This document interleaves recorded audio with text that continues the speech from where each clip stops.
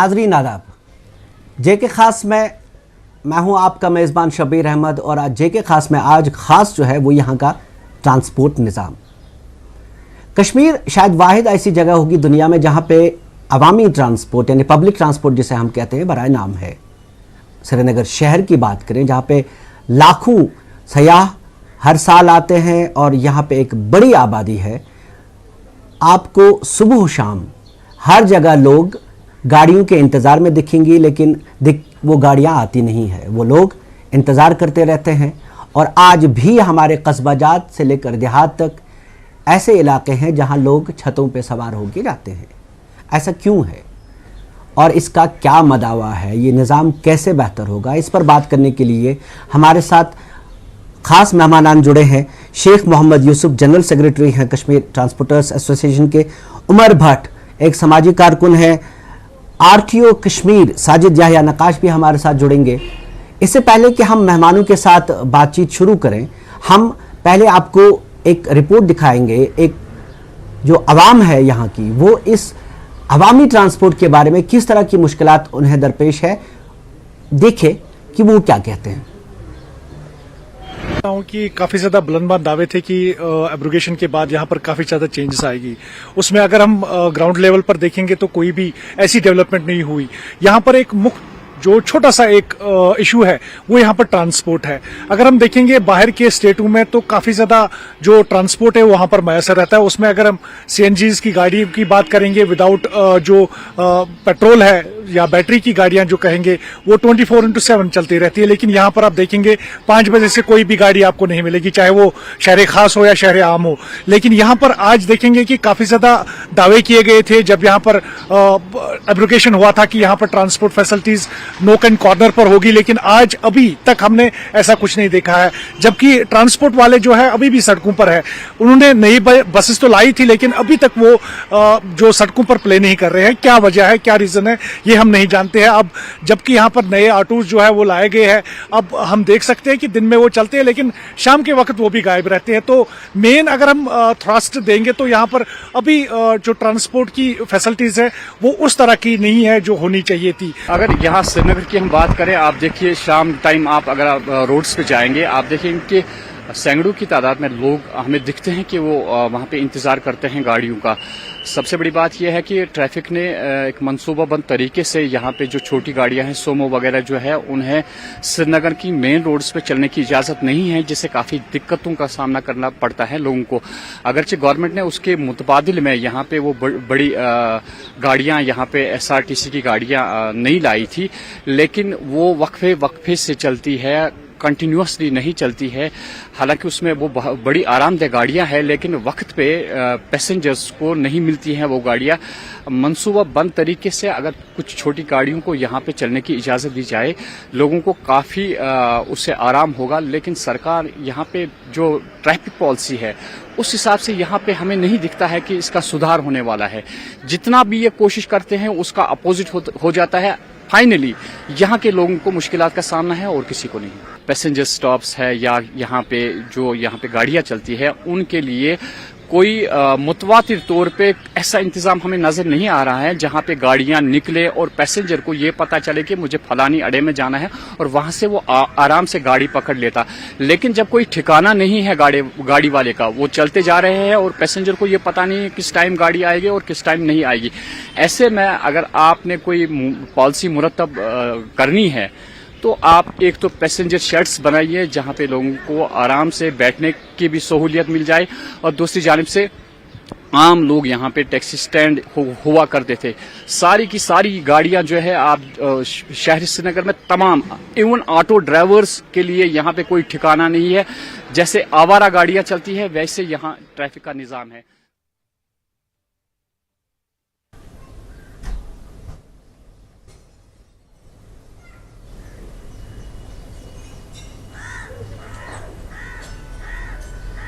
होता है शब रोज़ तमाशा मेरे आगे, और ये आपने सुना कि किस तरह लोग परेशान हैं। जो अवामी ट्रांसपोर्ट यहाँ पे है नहीं, तकरीबन है नहीं। कुछ सुमोस चलती हैं, कुछ मिनी बसेस अंदर हैं, लेकिन कोई ठिकाना नहीं। बस स्टॉप बनाए गए एक ज़माने में, ऐसा नहीं है कि था नहीं, एक ज़माने में था लेकिन फिर बिखर गया।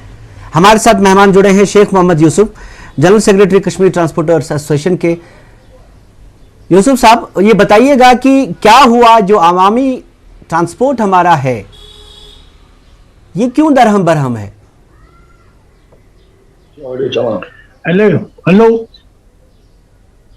हेलो, आपको आवाज आ रही है? हाँ यूसुफ साहब, आप सुन पा रहे हैं हमें? जी जी, मैं सुन पा रहा हूँ। आप मेरी आवाज सुन रहे हो? जी, मुझे बताएं, यही सवाल मैं पूछ रहा हूं कि ये जो अवामी ट्रांसपोर्ट हमारा है, क्या हुआ कि ये दरहम बरहम हो गया? ये हुकूमत की नाकस कारकर्दगी की वजह से हुआ है। जो यहाँ पे ट्रांसपोर्ट निज़ाम की जो दरहम बरहम हुआ है, ये गवर्नमेंट के पास कोई ट्रांसपोर्ट पॉलिसी है ही नहीं। पब्लिक सफ़र कर रहा है, ट्रांसपोर्टर सफ़र कर रहे हैं, हर एक परेशान है ट्रांसपोर्ट की आदमी दस्तियाबी की वजह से। ये जो हमारी जो कंडमनेशन का ऑर्डर निकाला गया था, उसके बाद हम 50 बार 50 रिप्रेजेंटेशन लेके गए थे गवर्नमेंट के पास कि हमें इसमें एक रिहैबिलिटेशन के तहत जो कंडम गाड़ियां हो रही है उनको रिहैबिलिटेट करने के लिए कोई इकोनॉमिक पैकेज दीजिए। अभी तक वो नहीं हुआ गाड़ियों के मुतालिक जो हमने मांगा था इन्हें। तो इसमें कोई 2000 गाड़ियां श्रीनगर सिटी में चलती थी, इस वक्त 1200 गाड़ियां श्रीनगर सिटी में चलती है, 800 गाड़ियां है जो कंडम हुई है। तो नई गाड़ियां क्यों नहीं लाते आप? देखिए, जो कंडम गाड़ियां हैं उनका एक अलग अमल है, क्योंकि अब माहौलियात के ताल्लुक से काफी परेशानियां हैं, जो माहौलियात को लेकर काफी हसास इलाका है ये जी। रिहैबिलिटेशन आपकी बात सही है, लेकिन फिर नई गाड़ियां क्यों नहीं सड़कों पे आती हैं?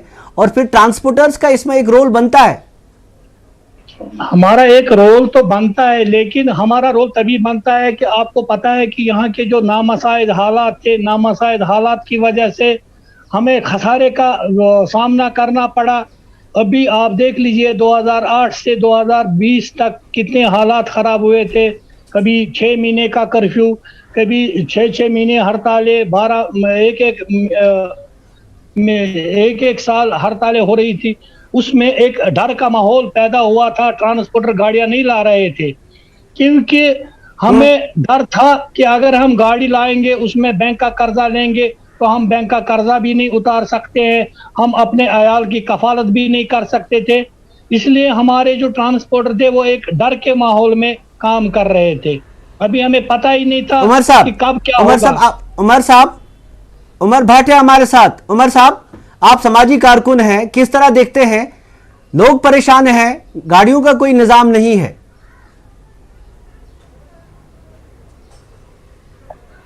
क्या करेगा सर? मैं उमर साहब, आप सुन पा रहे हैं हमें? बहुत बहुत शुक्रिया शबीर साहब। जहां तक सोशल इश्यूज पर हमेशा बात करने का ताल्लुक है, हमने ऐसे इश्यूज को हमेशा उभारने की कोशिश की है। ट्रांसपोर्ट निजाम जो बहुत ज्यादा बदतरीन सिचुएशन में इफेक्ट हुआ है 2019 से लेकर 2021 एंड तक, और कहीं ना कहीं जो ब्रीदिंग टाइम अब मिला है 2022 में ट्रांसपोर्टर्स को, गाड़ी मालिकान को, लेकिन इस पूरे निजाम में ड्राइवर से लेकर एक गाड़ी ओनर का जो रोल है, जो डिस्टर्ब ट्रांसपोर्ट निजाम है, ट्रैफिक निजाम, उसमें हम सब ये महसूस कर रहे हैं कि लगातार कई सालों से मॉर्थ की guideline, ministry of road transport and highways की गाइडलाइन अवेयरनेस और एजुकेशन के लिहाज से बहुत कुछ कहते हैं, लेकिन ग्रॉस रूट लेवल पर पब्लिक को अवेयर करने में हम बहुत लैग कर रहे हैं। मैं बात कर रहा हूं स्मार्ट सिटी की, जो स्मार्ट सिटी अब शहर श्रीनगर को भी अपने नक्शे में ला रही है। शहर श्रीनगर में अगर देखें, ट्रांसपोर्ट निजाम को कायम करने में हमेशा ट्रांसपोर्टर्स हर अव्वल दस्ते का रोल निभाने में फ्लेक्सिबल इतने रहते हैं, और कोशिश मैं अपनी करने में हुकूमत के साथ साथ ट्रांसपोर्टर्स का भी एज स्टेक होल्डर हमेशा रोल रहे। लेकिन बात यही खत्म नहीं होती। There are so many efforts we will have to put on collectively. Society as a whole, हम सबको as pedestrian, as road user, एक ड्राइवर, एक सवारी पैसेंजर की शक्ल में, या एक प्राइवेट कार, प्राइवेट स्कूटर चलाने वाले को हर लिहाज से इस बेहतर देखिए उमर साहब, एक मिनट रोल की बात, ये तो एक जनरलाइज्ड एंड कन्वीनियंट स्टेटमेंट है। मुझे एक चीज बताएं आप, हमारे शहर में निजी गाड़ियां बहुत बड़ी तादाद में है। अगर हम कश्मीर की वादी की बात करें तो अब निजी गाड़ियां तकरीबन हर घर में एक गाड़ी है। उसकी वजह जब लोगों से पूछी जाती है वो कहते हैं कि हुजूर अगर गाड़ी ना हो अपनी तो शायद मंजिल पे पहुंचे ही ना। ऑफिस निकलना एक शख्स को वो पहुंचेगा नहीं। लेकिन सड़कों की तंगदामनी है। जब गाड़ियां बहुत बड़ी तादाद में होगी, 8.8 लाख के करीब गाड़ियां हैं यहाँ पर, अगर कुल मिला के देखें तो उसमें से 3 लाख 3.25 लाख तो श्रीनगर शहर में है, और उसमें से एक बड़ी तादाद जो 4 पहिया गाड़ियां हैं जो प्राइवेट हैं। नतीजा ये हुआ है कि जो सड़कें हमारी है, चूंकि जिस तादाद से गाड़ियां बढ़ी उस रफ्तार से सड़कें नहीं खुली, मतलब वो इतनी कुशादा नहीं हो पाई या सड़कें नहीं बनी नहीं। तो हम एक दोनों तरफ से परेशानी में है। एक तो ये है कि हमारे पास अवामी ट्रांसपोर्ट सिस्टम नहीं है। दूसरा ये मसला कि अब कोई लोन लेके या कोई और चीज करके गाड़ी ले लेता है तो फिर वो ट्रैफिक जाम्स में फंसता है। इस सूरत हाल को कैसे संभाले हम? ट्रांसपोर्टर्स की आप बात करते हैं, अगर वो सुमो गाड़ियां ला सकते हैं तो मिनी बसेस और बसेस क्यों नहीं चला पाते हैं? कंडम रिहेबिलिटेशन की बात मैं मानता हूं, बहुत बड़ा नुकसान हुआ यहां ट्रांसपोर्ट सेक्टर को, लेकिन वो एक अलग मसला है। हुकूमत को देखना है, हम भी कहेंगे कि देखना है, लेकिन अब आगे तो बढ़ना है हमें। वो कैसे बढ़े? जी देखिए, आपने पब्लिक ट्रांसपोर्ट की बात की, आपने रोड इंफ्रास्ट्रक्चर की बात की। सड़कें अभी वही हैं, रोड इंफ्रास्ट्रक्चर हम उतना प्रोवाइड नहीं कर पाए। और ये जो ओवरऑल आंकड़ा है कि हम कितनी सीट्स लैक कर रहे, स्टेट ट्रांसपोर्ट में अगर कश्मीर डिवीजन को देखें, पब्लिक ट्रांसपोर्ट में हम वो सुविधा आम आवाम को नहीं दे पाए।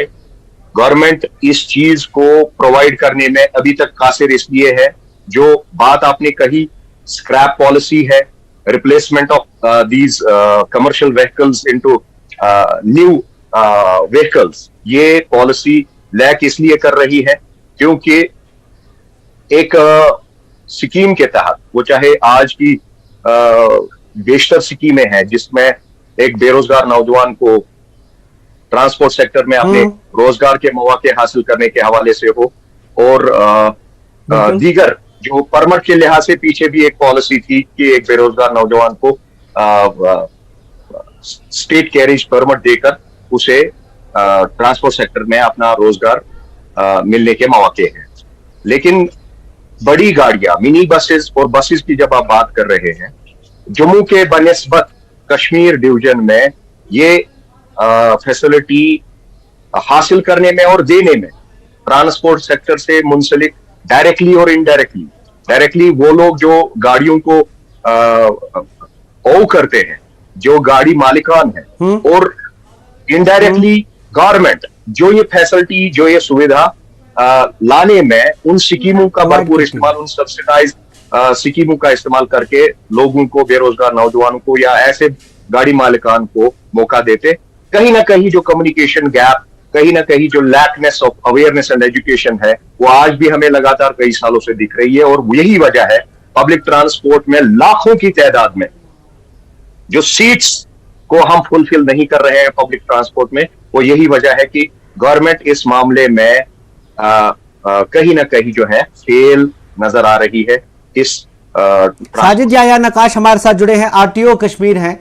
साजिद साहब, ये जो पब्लिक ट्रांसपोर्ट है कश्मीर का, चूंकि आप पूरा कश्मीर देखते हैं, कुछ चीज़ें आपके हाथ में नहीं है, लेकिन जो चीज़ें आपके पास हैं, रजिस्ट्रेशन से लेकर फिर रूट्स पे गाड़ियां चलाना, और ये जो दरहम बरहम निज़ाम है अवामी ट्रांसपोर्ट का, यहाँ कुछ सोमो गाड़ियां चलती हैं, उनका भी पता नहीं कि वो कहाँ से चलेंगी आज कि नहीं चलेंगी, इसका क्या कीजिएगा?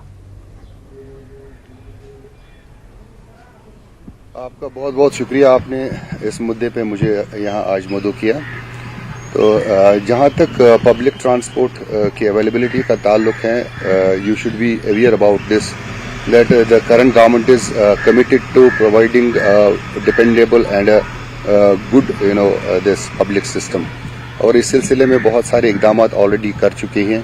जैसे हमने ऑलरेडी भी ये कहा हुआ है कि we are trying to introduce some 100 odd buses as electric buses in Srinagar city, and for which already जो है हमने already एक trial run किया हुआ है उसका, and it has been very successful. We are committed to providing a good and dependable public system, this transport system.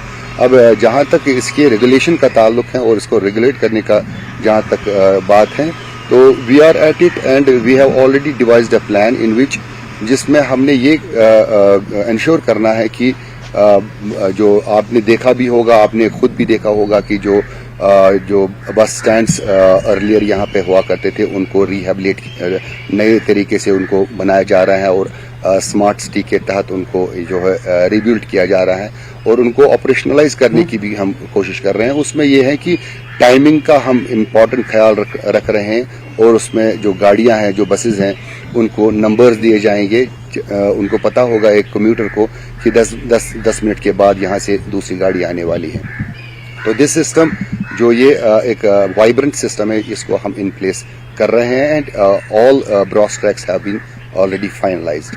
अब इसको इम्प्लीमेंट करने में थोड़ा सा टाइम लगेगा, but will be able to do it. As far as the availability of जो ये buses है, जो ये आप कह रहे थे पब्लिक ट्रांसपोर्ट की बात है, यहाँ पे जो आपने आंकड़ा बता दिया तो वो थोड़ा सा आप चेक करें। यहाँ उतनी ज्यादा गाड़ियां नहीं है, 74,000 के करीब जो गाड़ियां हमारे जो cars and other these vehicles हैं, ये यहाँ पे चल रही हैं। अब ये है कि मैं तो ओवरऑल गाड़ियां बता रहा था, डेफिनेटली ओवरऑल तादाद जो है पूरे व्हीकल्स की। और दूसरा ये भी है कि एक और सिस्टम यहाँ पे, एक पैरेलल सिस्टम चल रहा है जो एसआरटीसी का है। उनकी कुछ गाड़ियां भी पब्लिक ट्रांसपोर्ट में लोगों को राहत दे रही हैं। तो this is what is on cards. और तीसरी बात जो है, जो इम्पोर्टेंट बात है कि हमने ऑलरेडी ई रिक्शाज को इंट्रोड्यूस किया है उन जगहों के लिए जो ऑलरेडी, क्योंकि एक्सपेंशन इतना हो गया है। अब हम ये नहीं कह सकते हैं कि मतलब सो मच ऑफ एक्सपेंशन, जो सिटी लिमिट्स जो है ना, ये बहुत ज्यादा एक्सपेंड हो चुकी हैं। जो सिटी लिमिट्स हैं, उन सिटी लिमिट्स को कवर करने के लिए, जो लास्ट माइल कनेक्टिविटी के लिए हमने ई रिक्शा पॉलिसी बनाई और ई रिक्शा को हमने इंट्रोड्यूस किया।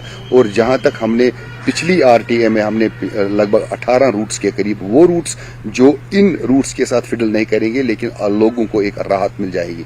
अब इसमें यह है कि कुछ रूट्स ऐसे भी है जो हंगरी रूट्स हैं, जहां पहले गाड़ियां चलती थी, लेकिन अब कुछ हालात की वजह से वहां गाड़ियां नहीं चल रही हैं। लेकिन उन हंगरी रूट्स पे भी हमने फिजिबिलिटी करने के बाद, फिजिबिलिटी देखने के बाद, हमने उन ई रिक्शाज को वहां पे चलाया, जिसके लिए पब्लिक ने बहुत ज्यादा सराहा।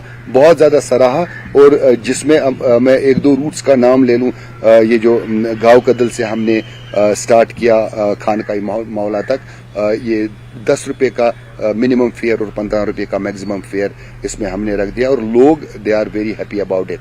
एंड इसी तरीके से ये जैना कदल से SMHS और वो जंतर महला से DC ऑफिस तक का रूट हमने दिया है। हम इंश्योर कर रहे हैं कि जो पब्लिक ट्रांसपोर्ट है उनको भी कोई प्रॉब्लम ना हो इन ई रिक्शा के जरिए से। इसलिए रूट्स का जो तायन होना या मुतयन करना या उनको डिफाइन या आइडेंटिफाई करना, उनके लिए एक कमेटी ऑलरेडी कॉन्स्टिट्यूट की गई है डिप्टी कमिश्नर श्रीनगर की तरफ से, जो हमारे RTA के जो चेयरमैन होते हैं।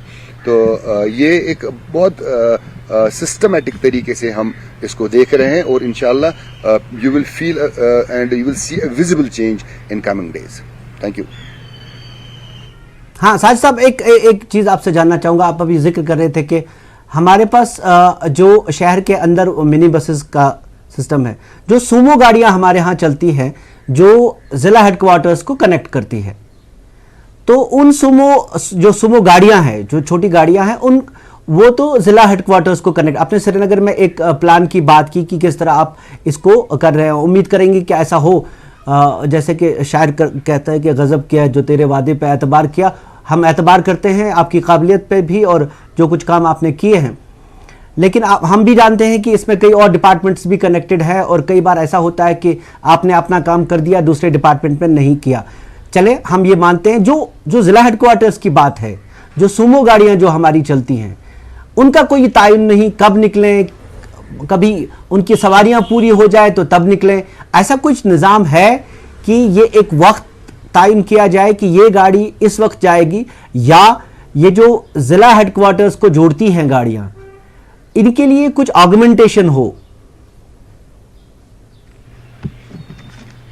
ये देखिए, जहाँ तक इन सोमोज का यहाँ पे एक सिस्टम क्रिएट किया गया हुआ है कि जो इसमें कनेक्टिविटी को इंश्योर करने के लिए इसको कॉन्ट्रैक्ट कैरेज में इन गाड़ियों को चलाया जा रहा है। तो उसको बाज़ाब्ता वो ऑलरेडी रेगुलेटेड है। हाँ, ये है कि कई जगह कुछ कमी या खामियां नज़र में आ रही होंगी, तो उसको भी हम देख रहे हैं and we are just at it and we are trying to in fact इसमें हमने सारा इम्पोर्टेंट जो है ना, जो रूट परमिट का सिस्टम है उसको रेगुलेट करने के लिए हमने पहले ही एक मुहिम चलाई है, जिसको हमने रूट परमिट्स को ऑनलाइन, कंप्लीट ऑनलाइन सिस्टम पे लाने की कोशिश की है, और जिसमें हम किसी हद तक ऑलमोस्ट 80% हम कामयाब हो चुके हैं। जो जितने भी रूट परमिट्स हैं उनको हमने ऑनलाइन कर दिया, और अब उसको रैशनलाइज करने की कोशिश की जा रही है, जिसमें ऑलरेडी मीटिंग्स हुई हैं और डिविजनल कमिश्नर साहब की वसादत से हमने इसको जो है रेगुलेट करने की कोशिश, इसको रैशनलाइज करने की कोशिश कर रहे हैं। तो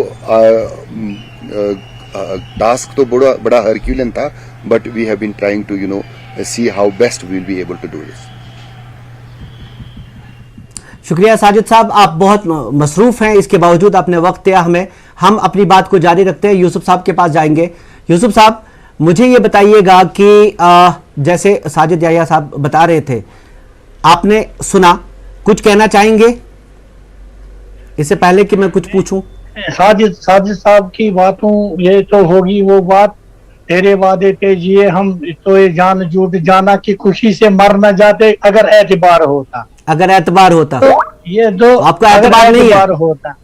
देखिए, मैं आपको एक वजाहतन एक बात कहना चाहता हूं, जो यहाँ का पब्लिक ट्रांसपोर्ट है, हमने जो प्राइवेट ट्रांसपोर्ट रहे, यहाँ 4 कंपनी जो ईस्टर्न एरिया में 2 चला रही है, 2 वेस्टर्न एरिया में चला रही है, तो आवाम को हमतन ट्रांसपोर्ट मुहैया करा रही थी। आज तक हमने उन नामसाइद हालात में भी यहाँ के अवाम को भरपूर ट्रांसपोर्ट मुहैया रखने की कोशिश की है आज तक।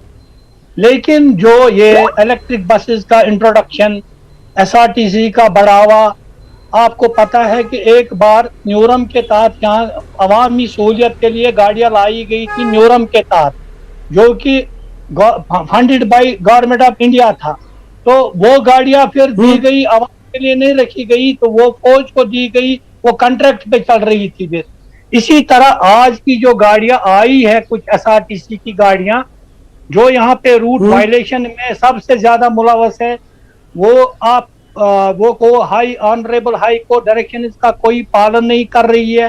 वो नाजायज तरीके से लाल चौक से भी चल रही है, वो यहाँ हरि सिंह एस्टेट के पास भी चल रही है, बटमालू से भी चल रही है, जिसकी हम पुरजोर मजम्मत करते हैं।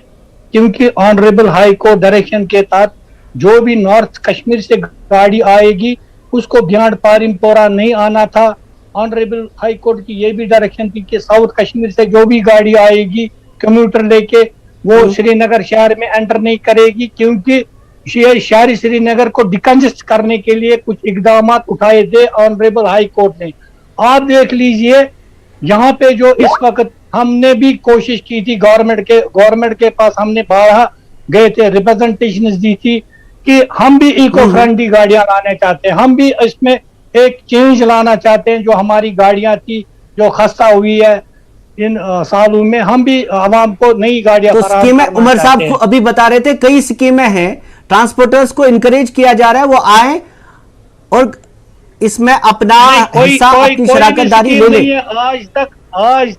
आज तक श्रीनगर सिटी को स्मार्ट सिटी के तहत या उससे पहले जो श्रीनगर शहर में गाड़ियां चलती है, कोई भी स्कीम गवर्नमेंट की तरफ से नहीं आई है। उनको रिहेबिलिटेट करने के लिए। नहीं, मैं नई गाड़ियों की बात कर रहा हूं। जो ट्रांसपोर्ट में इन्वेस्ट करना चाहता है उसके लिए कई स्कीमें हैं, आप ये नहीं कह सकते नहीं है। पुरानी गाड़ियों को स्क्रैप का मसला अलग है। उमर भट्ट, आपसे जानना चाहूंगा, आप अभी बात हो रही थी यही मसले हैं, लेकिन जो ट्रांसपोर्ट में अपना हिस्सा अपने स्टेक लाना चाहते हैं, कई स्कीमें हैं, फिर क्या मसला है कि हम इसको बढ़ावा नहीं दे सकते? जी, मैंने शबीर साहब पहले से भी आज फिर कोशिशें जोड़ी और मैं फिर वही बातें कहूंगा कि स्कीमें हैं, लेकिन ग्रॉस रूट लेवल पर इसको अवेयर और एजुकेट करने में हम कासिर हैं। और रहा सवाल पब्लिक ट्रांसपोर्ट का मतलब नहीं है कि एसआरटीसी के पास आपके पास फ्लीट है। पब्लिक ट्रांसपोर्ट का मतलब ये नहीं है कि आपके पास ई रिक्शास है, आप पॉइंट टू पॉइंट सिटी के अंदरून या डाउनटाउन में या कुछ ऐसी कंजेस्टेड प्लेसेस में ई रिक्शास को चलाओगे।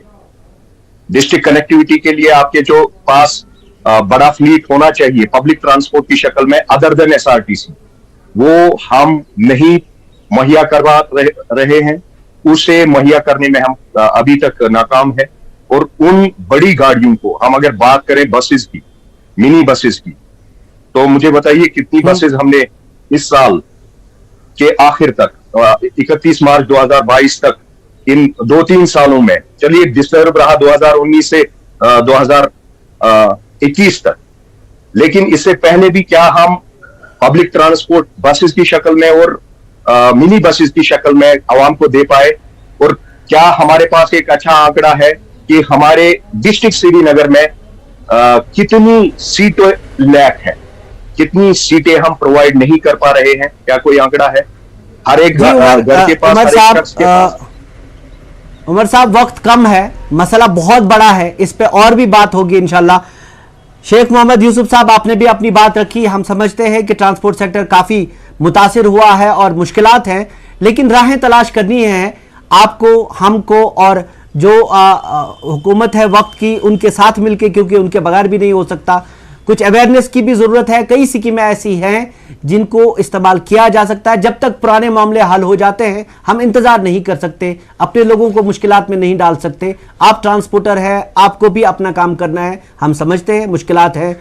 उमर भट्ट जैसे बता रहे थे कि किस तरह लोगों को मुश्किलात है, हम सबको मिलके, सरकारी अफसर क्या कहते हैं, अगर एक इनिशिएटिव आप भी अपने तौर पे ले लें, साथ मिलके अपने लोगों को बताएं कि इस तरह की स्कीमें हैं। स्कीमें मगर ज़रूर हैं, लेकिन उनका इतलाक कराना, लोगों तक उनको पहुंचाना, वो कुछ हद तक आपका भी काम है। और हम भी इस प्रोग्राम के ज़रिए कोशिश करते हैं कि जो मसाइल हैं उनको हल किया जाए। आज के लिए इतना ही, फिर आपसे गुफ्तगू जारी रखेंगे। कई मसाइल हैं इसमें, क्योंकि एक बहुत बड़ा मसला है। आज के जेके खास में इतना ही, फिर एक मौजू के साथ फिर हाजिर होंगे और मसाइल को न सिर्फ डिस्कस करेंगे, सरकारी ऐवानों तक पहुंचाएंगे ताकि उनका हल निकल आए। शुक्रिया।